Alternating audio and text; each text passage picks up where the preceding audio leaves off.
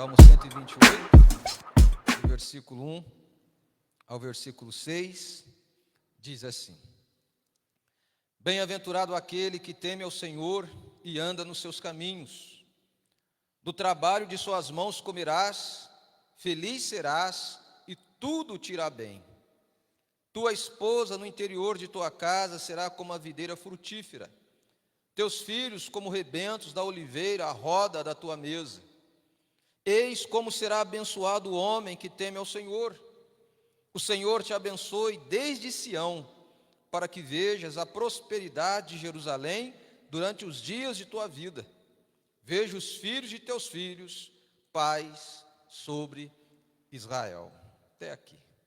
Meus amados irmãos, no hebraico, bênção denota o favor divino e simboliza a mão estendida de Deus sobre o seu povo, que os favorece, guia e protege.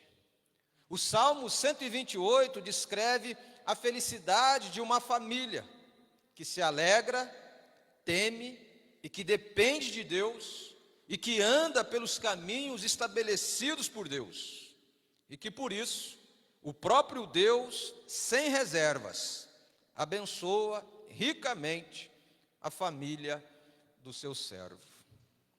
O interessante de ler este texto é que nós percebemos que em nossos dias, dentro e fora da igreja, tem sido cada vez mais comum as pessoas dizerem que são abençoadas por Deus.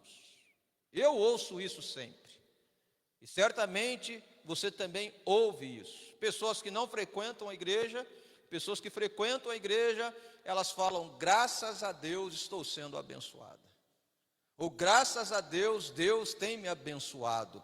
Mas olhando para o Salmo 128, será que estas pessoas e suas famílias são realmente abençoadas por Deus?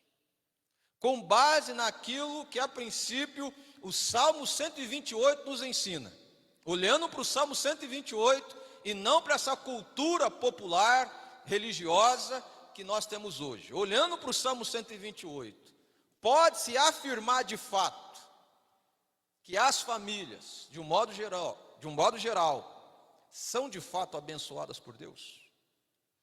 Eu quero dizer que não. Olhando para o Salmo 128, nem todas as famílias, e quando eu digo nem todas as famílias, isso inclui também famílias cristãs, nem todas as famílias, olhando para o Salmo 128, são abençoadas por Deus. E a palavra de Deus deixa isso bem claro. Você pode ter dinheiro, você pode viajar, você pode desfrutar de boa saúde, você pode ostentar fotos na internet, e você pode até mesmo colocar um versículo bíblico debaixo dessas fotos e dizer abençoado. Mas isso não quer dizer que, se de acordo com os parâmetros do Salmo 128, que a sua família, ou que estas famílias, estão sendo abençoadas por Deus. Creio, meus irmãos, que o propósito de Deus, além de salvar, é abençoar as nossas famílias. Eu não sei você, mas eu quero ter um casamento abençoado por Deus. Eu não sei você, mas eu quero ter uma família abençoada por Deus, com base naquilo que a palavra de Deus no Salmo 128 me ensina. E por este motivo, iremos refletir no seguinte tema: características de uma família abençoada por Deus. Como que eu e você podemos identificar uma família que de fato, e não por palavras, é de fato abençoada por Deus? Quais são as características de uma família abençoada por Deus? E a primeira lição que esse texto nos ensina está justamente no versículo 1. A primeira característica de uma família abençoada por Deus está no versículo 1 e no versículo 2, que diz assim: bem-aventurado. Quem? Todas as pessoas, todos os crentes, todos os religiosos, todos os presbiterianos, todos aqueles que nasceram na igreja, já foram batizados e fizeram a sua pública profissão de fé e batismo? Não. Bem-aventurados. Eu gosto desses destaques que a Bíblia traz. Bem-aventurado aquele quem? O crente velho de igreja? O pastor? O presbítero? Aquele que nasceu e cresceu na igreja? Bem-aventurado aquele. O quê? Que teme ao Senhor. E o que mais? Anda nos seus caminhos. Olha o versículo 2. Do trabalho de tuas mãos comerás, feliz serás e tudo te irá bem. Você conhece alguém assim? Que teme a Deus, que anda nos caminhos do Senhor? Nos dias atuais tem sido cada vez mais difícil. Tem sido. Mas é interessante que o Salmo diz: calma, há esperança. Nem tudo está perdido. É possível sim, no meio religioso, no meio cristão, identificar aqueles que de fato, ou aquelas famílias que de fato são abençoadas por Deus. Então, a primeira lição que o Salmo nos ensina é que uma família abençoada tem temor e anda nos caminhos de Deus. Uma família abençoada é uma família que teme a Deus e anda e se esforça, mesmo que ela tenha falhas, ela se esforça, irmãos, para andar nos caminhos de Deus. É interessante que João Calvino, ele argumenta o seguinte: os que desejam ser participantes da bênção divina devem devotar-se totalmente a Deus com sinceridade de coração, pois a nossa vida não conta com a aprovação divina se não estiver constituída de acordo com a lei de Deus. Inquestionavelmente, não há religião sem o temor de Deus. E os Salmos apresentam o nosso viver segundo o mandamento de Deus. Temer nesse texto significa reverenciar, honrar, adorar, respeitar. Denota confiança total em Deus. O temor a Deus está associado com a adoração, que é caracterizado pela obediência aos decretos. Em outras palavras, você quer saber se uma pessoa de fato adora a Deus? Adorar a Deus está ligado diretamente ao conhecimento da palavra de Deus. Ou seja, adorar a Deus tem a ver com obediência a Deus. Isto quer dizer que o fato de nós muitas vezes termos um grupo de louvor ou cantarmos um hino, isso não significa que nós estamos adorando a Deus. Se as nossas vidas, se a vida da família cristã não estiver sendo norteada pela palavra de Deus. O homem que teme a Deus e anda nos caminhos de Deus, ele tem uma bússola. Ele não tem um GPS, ele tem uma bússola que orienta a sua vida, que norteia a sua vida. Por isso o salmista diz: o homem que teme a Deus e anda nos caminhos de Deus. Temer aqui não é sentir medo de Deus, mas é ter o prazer de obedecer a Deus de acordo com aquilo que Deus ensina ou nos ensina na palavra dele. Andar nos seus caminhos denota a firme convicção em obedecer aos mandamentos de Deus.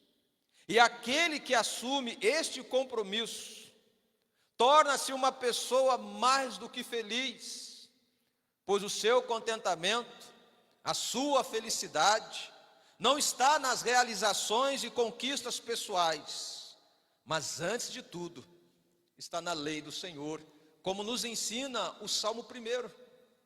E na sua lei medita dia e noite. Às vezes, vou confessar algo para vocês, não deixa a minha esposa saber. Às vezes a minha esposa me pede algo. Eu falo, daqui a pouco eu vou. E eu sei que isso aborrece.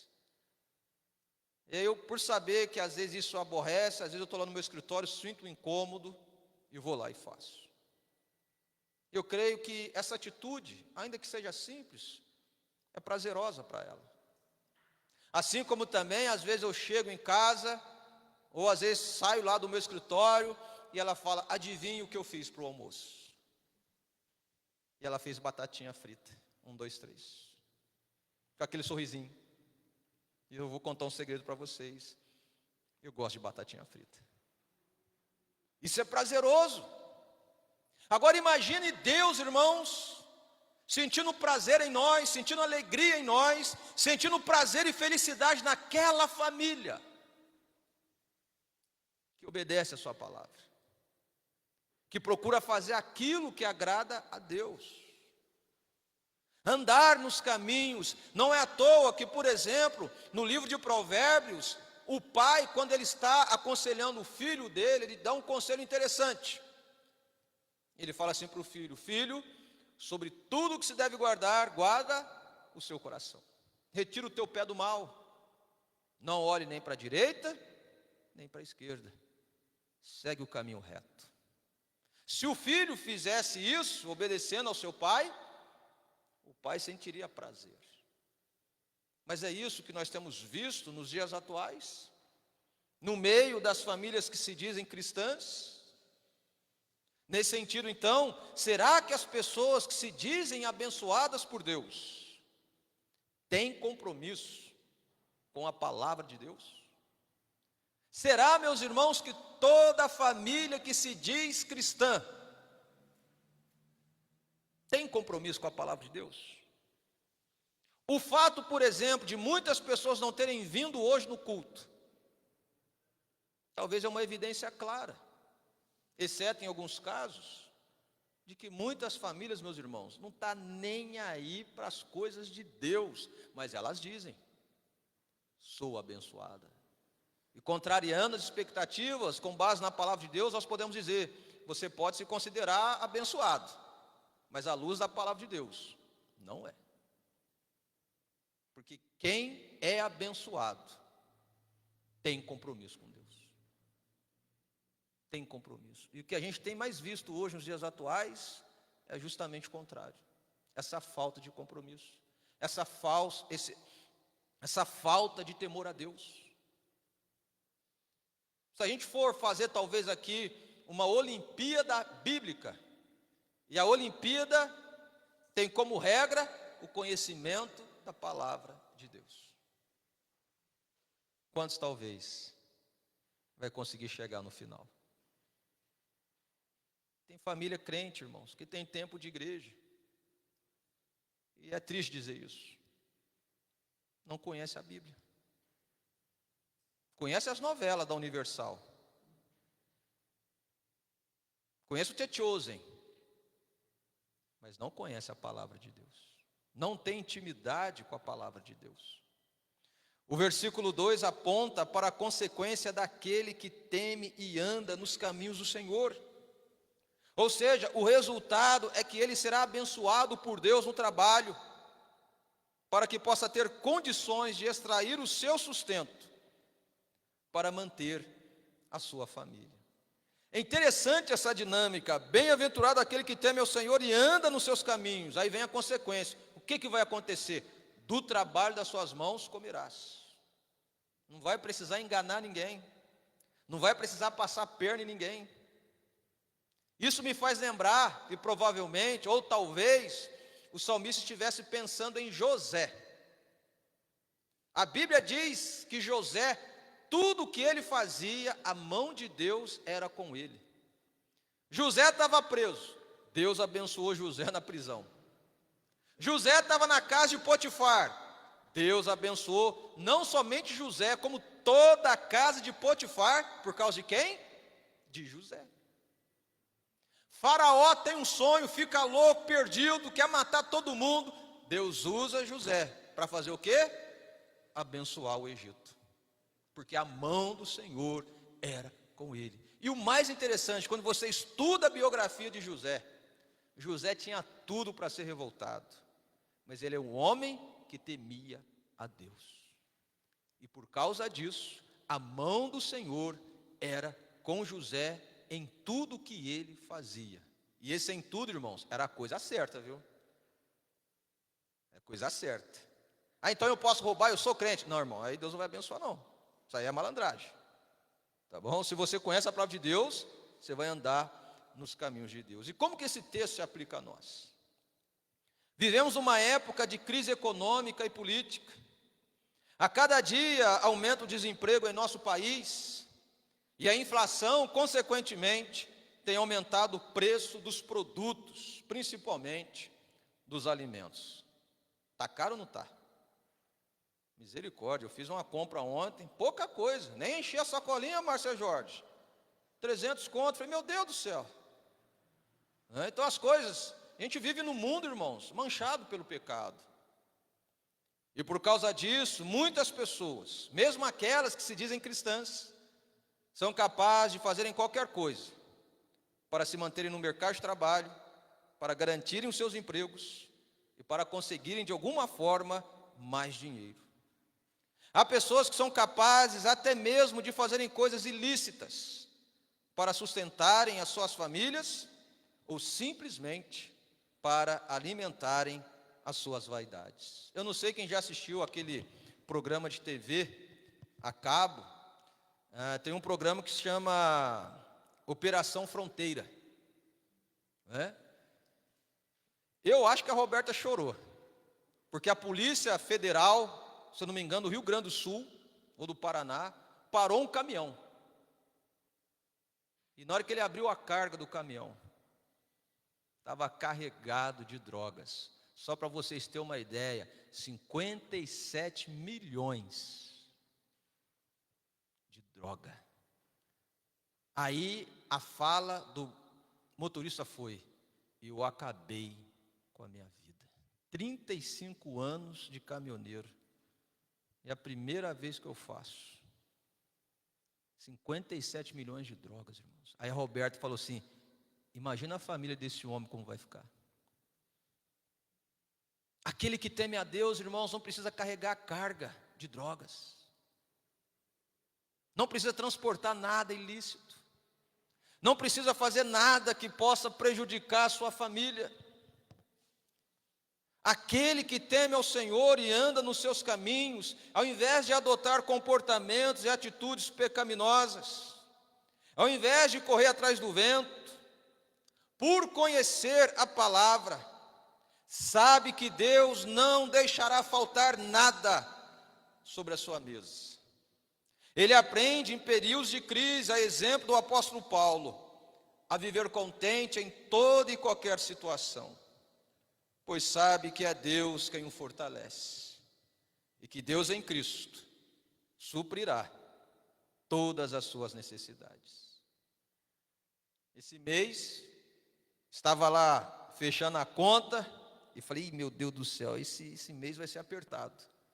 Aí do nada, uma irmã mandou uma oferta. Eu fiquei em crise, mandei uma mensagem.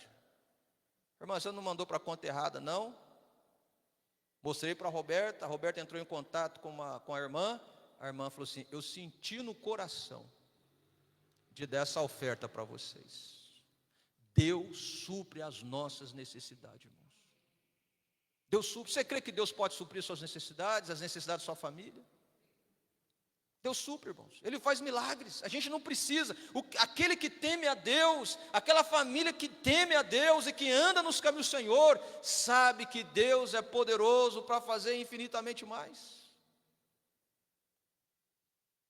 Aquele que é abençoado por Deus, não passa a perna em ninguém, não se envolve com coisas ilícitas e criminosas para sustentar a sua família.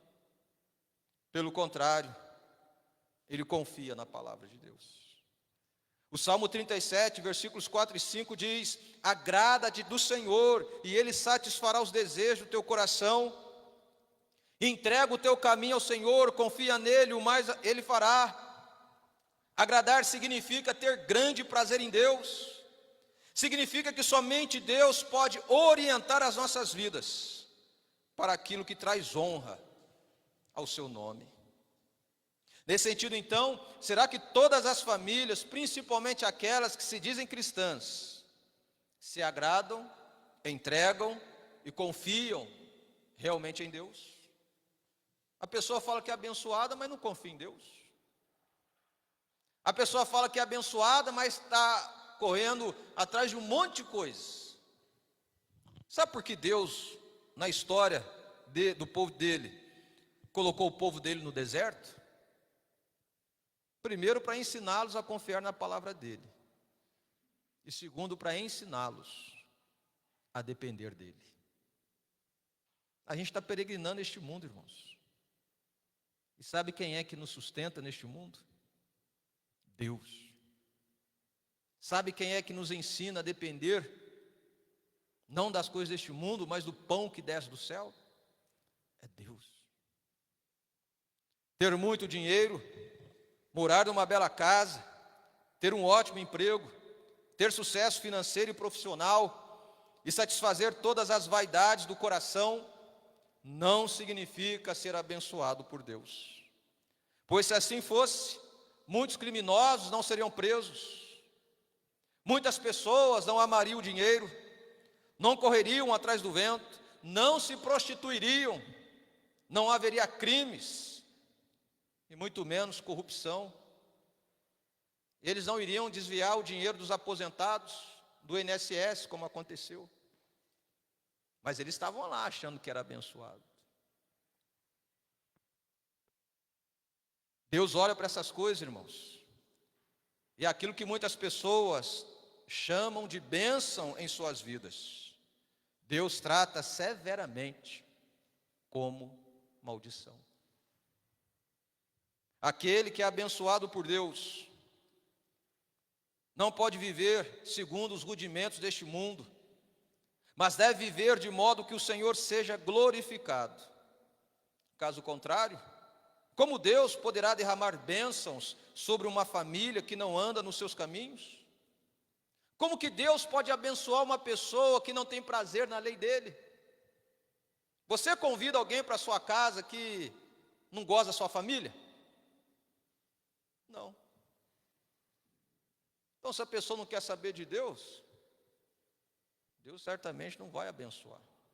Mas uma família abençoada por Deus é uma família que teme e anda nos caminhos do Senhor. Sem dúvidas, uma família só é verdadeiramente abençoada, não porque tem poder aquisitivo, status social e bens materiais, mas porque teme a Deus e anda em seus caminhos. A pergunta é: a tua família tem evidenciado este compromisso com Deus? A sua família tem evidenciado que ela anda nos caminhos do Senhor e teme a Deus? Ou será que é uma família que simplesmente corre atrás do vento? Mas esse texto nos dá uma segunda lição, ou uma segunda evidência de uma família que é, de fato, abençoada por Deus. Olha o que diz aí, os versículos 3 e 4. Eu acho esse texto maravilhoso. Diz assim, os versículos 3 e 4 do Salmo 128. Tua esposa no interior de tua casa será como a videira frutífera, teus filhos como rebentos da oliveira à roda da tua mesa. E o que diz aí o versículo 4? Eis como será abençoado o homem que teme ao Senhor. Esse eis aqui dá um sentido de suspiro, de desejo, de almejar. É essa a pessoa que eu quero ser, é essa família que eu quero ter. Eu não quero ter uma família perfeita, sem ruga, sem mancha, sem mácula. Eu quero ter uma família abençoada por Deus. Deixa eu fazer uma pergunta aqui. Quantos aqui querem ter uma família abençoada por Deus? Amém ou misericórdia? Eis, olha como é abençoado o homem que teme ao Senhor. Uma segunda evidência de uma família abençoada por Deus é que uma família abençoada tem um convívio familiar consagrado a Deus. É interessante que no versículo 3 ele traz 3 pilares da família: o homem que teme a Deus, a mulher e os filhos. Uma família constituída de homem, mulher e filhos. O que passar disso vem do maligno, ainda que a mídia diga o contrário, ainda que a sociedade diga o contrário. É nesse pilar, nesses 3 pilares: homem, mulher e filhos. Uma família abençoada por Deus é uma família que tem um convívio familiar consagrado a Deus. Em nossos dias, muitas famílias que se dizem cristãs não querem saber de Deus e muito menos têm tempo para Deus. Estas famílias, na verdade, estão se dedicando mais às coisas seculares e mundanas, ao invés de se consagrarem a Deus. São famílias cristãs apenas de fachada. São famílias que não priorizam a vida com Deus. No entanto, de acordo com o versículo 3, outra característica de uma família abençoada é ser uma família feliz, é ter um casamento sólido, é ter uma esposa que teme a Deus, é ter filhos que, além de honrarem os pais, são filhos que temem a Deus. Em outras palavras, é uma família abençoada no convívio familiar. Ou seja, é uma família que tem os seus problemas, crises, enfermidades. É uma família que passa por muitas aflições, sofre perdas e enfrenta severas adversidades. Contudo, é uma família unida, guardada e edificada por Deus. Como diz aí o Salmo 127, versículo 1: se o Senhor não edificar a casa. Uma família abençoada por Deus, meus irmãos, não é uma família perfeita, não se engane. De vez em quando isso é uma briga, porque o feijão queimou, porque o marido pisou no chão e sujou e não limpou. Uma família abençoada por Deus, ela tem as suas dificuldades normais, como qualquer outra criatura. A diferença é que é uma família unida, guardada e protegida por Deus. Não é uma família que briga por causa de dinheiro. Não é uma família que abandona a esposa, que abandona o marido, que abandona os filhos. É uma família que está sendo edificada por Deus. Isso é maravilhoso. Isso muda a nossa concepção. É uma família que fala assim: Deus, a gente não pode viver sem um Senhor, vamos buscar esse Deus.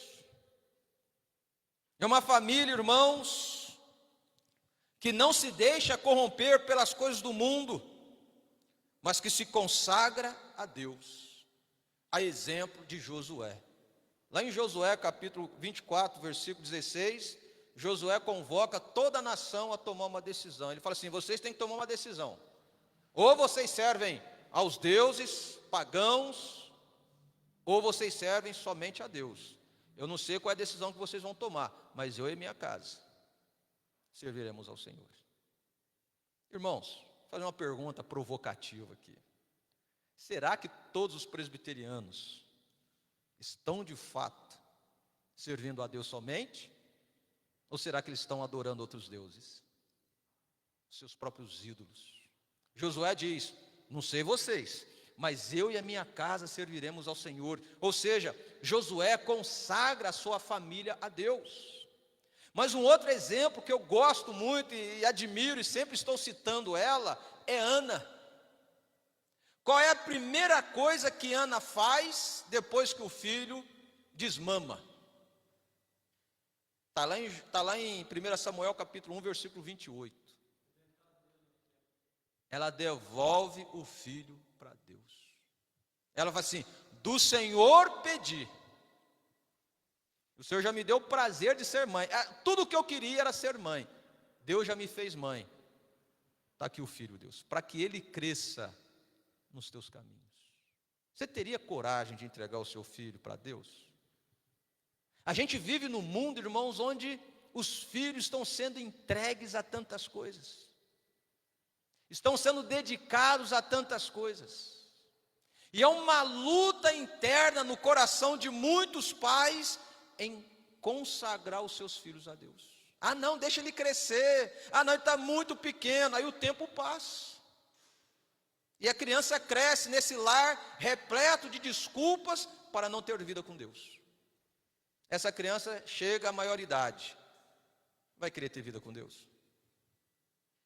Ana falou: o meu filho pertence a Deus. Josué falou: a minha família pertence a Deus.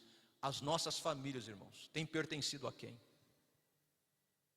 A família de muitos crentes aí que se vangloriam por ter nascido na igreja. Muitas famílias, irmãos, me desculpe, eu não quero ofender ninguém, mas na prática, não pertencem a Deus. Portanto, meus irmãos, será que a exemplo de Josué e de Ana, as pessoas, principalmente aquelas que se dizem cristãs, estão realmente consagrando as suas famílias a Deus?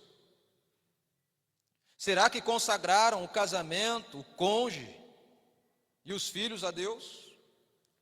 O testemunho de Jó nos ensina que Jó, todos os dias, ele oferecia sacrifício por cada um dos seus filhos, porque ele pensava: vai que os meus filhos fizeram alguma coisa para desagradar a Deus. Você tem consagrado os seus filhos a Deus? Você tem orado pelo seu casamento, pela sua esposa, pelo seu marido? Ou você só reclama que ele não faz nada? Cuidado, meu irmão. Infelizmente, por não consagrarem as suas famílias a Deus, ao invés de desfrutarem da bênção do convívio familiar, muitas famílias estão desfrutando das consequências de uma família longe de Deus. Fato é que muitas famílias, mesmo aquelas que se dizem cristãs, tratam a vida com Deus com desprezo. E por causa disso, muitas esposas, ao invés de serem mulheres sábias e virtuosas, tornam-se mulheres insensatas. Muitos maridos, ao invés de serem homens tementes a Deus, tornam-se inúteis. E muitos filhos, ao invés de obedecerem os seus pais, tornam-se filhos rebeldes e desobedientes. Nesse sentido, então, como anda o teu convívio familiar? A tua família é realmente consagrada a Deus? A tua família tem prazer em estar na casa de Deus ou em outros lugares? Irmãos, assim, vou falar algo para vocês que tem acontecido nos dias atuais. Eu falo agora não como pastor, mas como cristão. Não me entra na cabeça famílias cristãs que deixam de participar do culto com a sua família, para estarem com as suas famílias, por exemplo, num cinema ou no shopping. Não que seja errado em uma vez ou outra, mas quando isso se torna frequente, irmãos, isso é sinal de que essa família já está vivendo longe de Deus e que as coisas e que a vida com Deus para essa família já não tem mais importância. E o pior é que eles estão achando que são abençoados. E as consequências disso, e isso tem sido notório, é que aos poucos estão deixando de frequentar a igreja. Pais já não trazem mais seus filhos à igreja. Casais já não frequentam mais a igreja. Famílias inteiras já não se dedicam mais a Deus. Estão negando a fé em Jesus Cristo, sem perceber. Estão se entregando a outras coisas e não a Deus. Diante disso, precisamos entender que ser abençoado por Deus é ter uma vida de total dependência, gratidão, satisfação e consagração a Deus. É reconhecer, a exemplo de Pedro, que é impossível viver como família longe de Deus. Precisamos seriamente entender que se não consagrarmos a nossa família a Deus, e se continuarmos a viver longe de Cristo, a nossa família vai desabar, e grande será a sua ruína.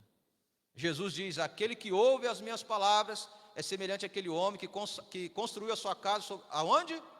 Na rocha. Mas aquele que ouve, não está nem aí, onde ele constrói a sua casa? Na areia. Vai vir um vento, vai vir os problemas da vida, vai vir as dificuldades, e vai bater de frente com aquela família. E o que vai acontecer? Pum, vai desabar.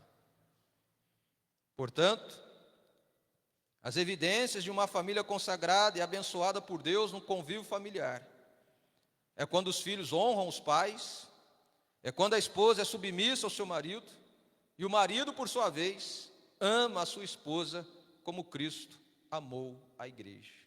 E por fim, quando toda a família, antes de tudo, busca primeiro o reino de Deus e a sua justiça, crendo que as demais coisas serão acrescentadas. E esse texto então nos traz uma última evidência de uma família abençoada por Deus. Olha o que diz aí, os versículos 5 a 6. Diz assim: o Senhor te abençoe desde Sião, para que vejas a prosperidade de Jerusalém durante os dias de tua vida. Veja os filhos de teus filhos, paz sobre Israel. Uma última característica de uma família abençoada por Deus é que uma família abençoada é usada por Deus para abençoar a sociedade ou a cidade. Uma família que se diz abençoada por Deus, mas que não está fazendo diferença nenhuma na sociedade, sinto muito em dizer, essa família não é abençoada por Deus. Ela começa dentro do lar, mas impacta o mundo onde ela está vivendo. Não é uma bênção que fica ali restrita para benefício próprio. Uma família abençoada, ela é usada por Deus para abençoar o mundo, para abençoar a sociedade. Abençoar denota o poder da bênção de Deus sobre a vida de uma pessoa. A bênção resultava em fertilidade, prosperidade, proteção e outros benefícios.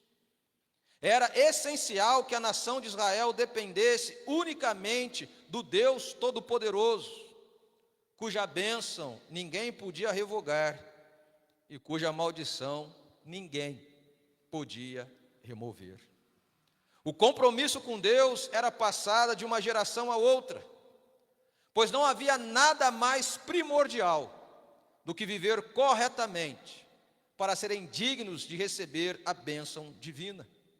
Os israelitas compreendiam que o sucesso verdadeiro era impossível sem a bênção divina, e que uma vida sem a bênção de Deus era o pior de todos os pesadelos, era o pior de todas as tragédias. Uma pergunta de escola dominical: o que aconteceu com o povo de Israel quando Deus deixou de abençoar eles?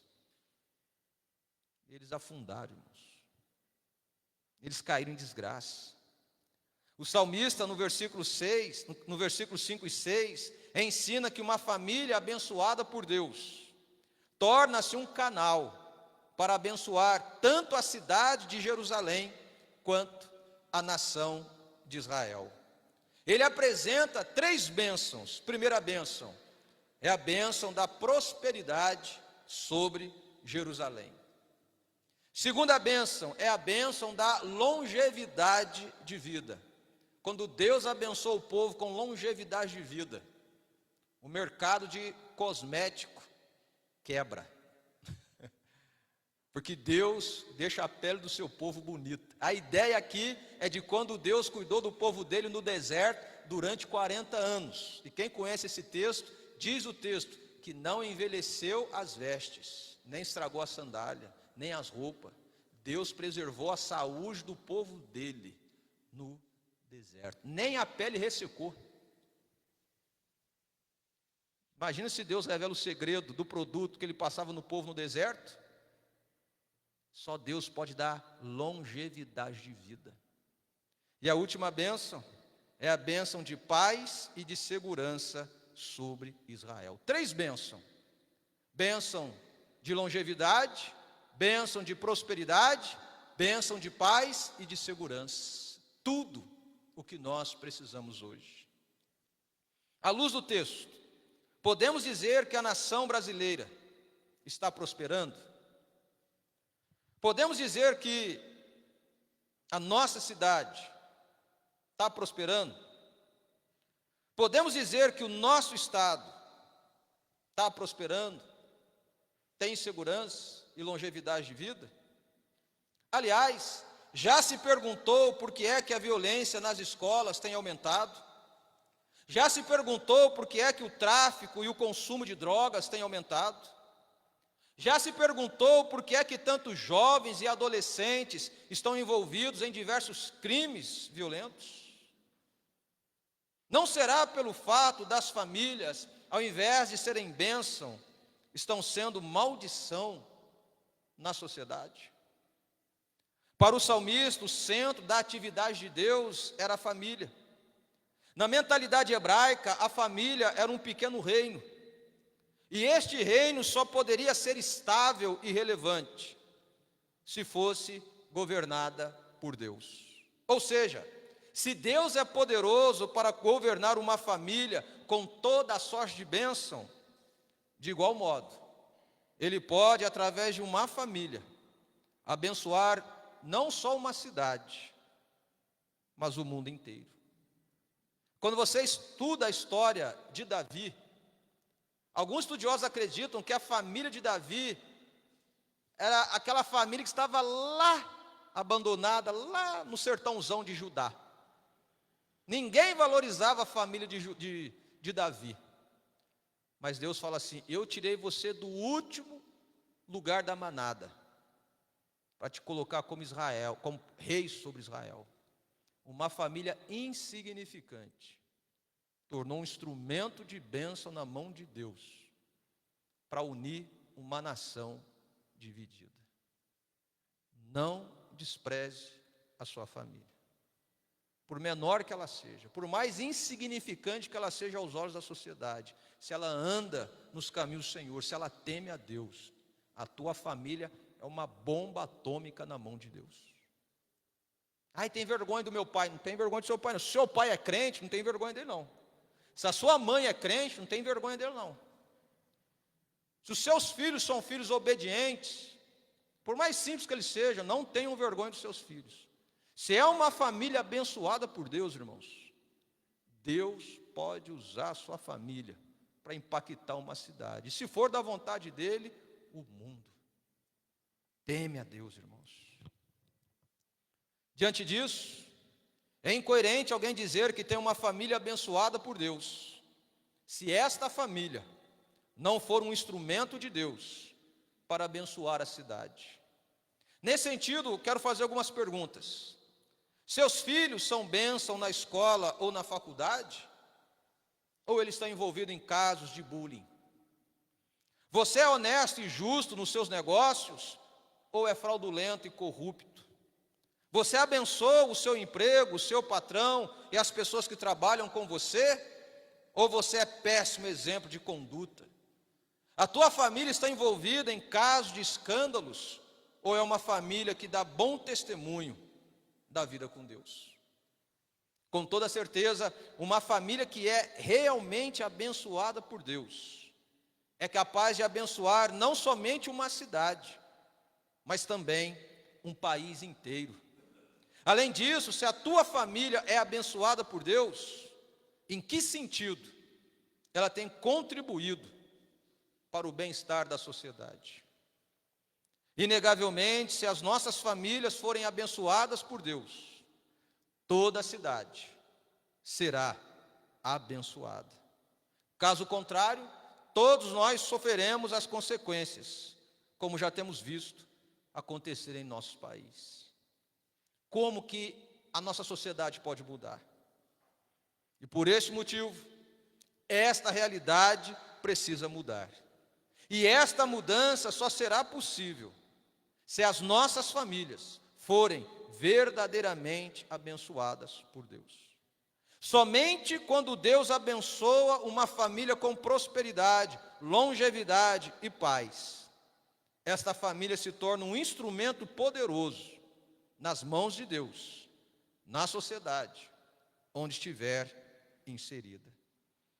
Um dos propósitos, por exemplo, de Deus, ao vocacionar Abraão, era para que através de sua descendência, todas as famílias da terra fossem abençoadas. Tanto é que a salvação dos homens é pela fé em Jesus Cristo, o descendente direto de Abraão. Quando Deus chamou Abraão, Deus disse assim: as famílias da terra serão abençoadas através da sua família. Se tu uma benção. Portanto, para encerrar, eu quero fazer algumas perguntas. Você crê que Deus pode usar a tua família para abençoar com prosperidade, longevidade, paz e segurança, mas principalmente com a salvação em Jesus Cristo, a sociedade, o país e o mundo, para que outras famílias sejam abençoadas? Você crê, irmãos? Às vezes você é como Abraão e Sara, velhinho já. Não importa a sua idade, meu irmão. Se for uma família que anda nos caminhos de Deus, você pode estar com 100 anos, Deus vai usar a tua vida, a tua família, para abençoar uma sociedade. Ele é poderoso. O problema de muitas pessoas que se acham abençoadas é que elas estão correndo só atrás do dinheiro, de bens materiais. Elas não entendem que ser abençoado é ter vida com Deus. Viver longe de Deus, irmãos, não é ter vida abençoada, porque o mundo oferece isso. Satanás ofereceu todos os tesouros da terra para Cristo. Sendo assim, diante do que foi exposto, que as nossas famílias sejam uma família abençoada, não porque tem tempo de igreja, não porque é pentecostal ou tradicional, mas porque teme e anda nos caminhos de Deus. É abençoada, não porque tem uma estrutura social invejável, mas porque tem um convívio familiar consagrado a Deus. Eu e a minha casa serviremos ao Senhor. Não importa o que as outras famílias vão fazer. Não me interessa saber o que elas estão fazendo. O que me interessa é que eu e a minha casa serviremos ao Senhor. Se as outras famílias quiserem servir outras coisas, sejam felizes, mas eu e a minha casa serviremos ao Senhor. O convívio da minha família vai ser de consagração a Deus. Eu e a minha casa serviremos ao Senhor.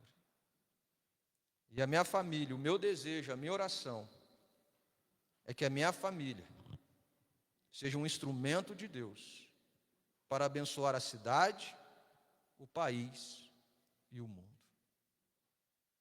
Eu quero que a minha família, começar pelo meu pai, pela minha mãe, pelos meus irmãos, que a minha família seja um instrumento de Deus para abençoar a sociedade.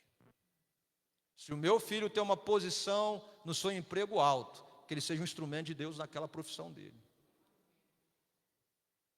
É isso que eu quero. Quero sim que ele seja abençoado também nessas áreas, mas acima de tudo, que a minha família seja um instrumento na mão de Deus. É um desafio enorme para nós, né? Então, quando alguém falar que é abençoada por Deus, você já estudou o Salmo 128? Você se enquadra dentro das características de uma família abençoada exposta no Salmo 128? Senão, você não é uma família abençoada. Vamos orar? Pai, no nome de Jesus, te pedimos perdão porque nós temos uma visão equivocada do que é ter e ser uma família abençoada pelo Senhor. E diante deste nosso reconhecimento, nós suplicamos a Tua graça, a Tua misericórdia sobre as nossas vidas, sobre as nossas famílias, ensinando-nos e aplicando em nós o temor do Senhor, para que os nossos pés andem nos Teus caminhos, para que a nossa família seja regida, norteada e orientada pela Tua palavra. Nós suplicamos, ó Deus, que a nossa família seja uma família abençoada, não porque tem dinheiro, bens, materiais e patrimônios, mas porque tem um convívio familiar consagrado ao Senhor. E que a nossa família, ó Deus, para a Tua glória, seja um instrumento em Tuas mãos para abençoar a sociedade. Que o Senhor possa, ó Deus, nos ajudar a ser uma família abençoada. Porque reconhecemos as nossas limitações, as nossas dificuldades e o pecado que habita em nós. Nos dê um entendimento correto, ó Deus, do que é ser abençoado por Ti. E tire de nós todo e qualquer equívoco e entendimento errado sobre este assunto, para que nós não venhamos pecar contra o Senhor. E aquelas famílias, ó Deus, que se encontram distantes, afastadas, muitas já perderam o primeiro amor.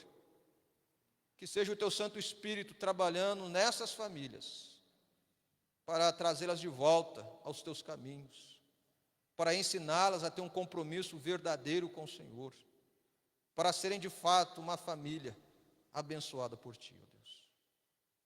Que o Senhor esteja abençoando cada família aqui presente, desde o marido, passando pela esposa e através dos filhos, consagrando os lares de cada um, que o Teu Santo Espírito possa habitar nesses lares, e com todas as dificuldades que existam nesses lares, ó Deus, nessas famílias, sejam de fato o exemplo de Josué, uma família que decide servir ao Senhor, pais que consagram os seus filhos ao Senhor, maridos que amem as suas esposas, esposas que obedecem os seus maridos, não porque são uma família perfeita, mas porque temem ao Senhor e andam nos seus caminhos, para a sua glória e louvor.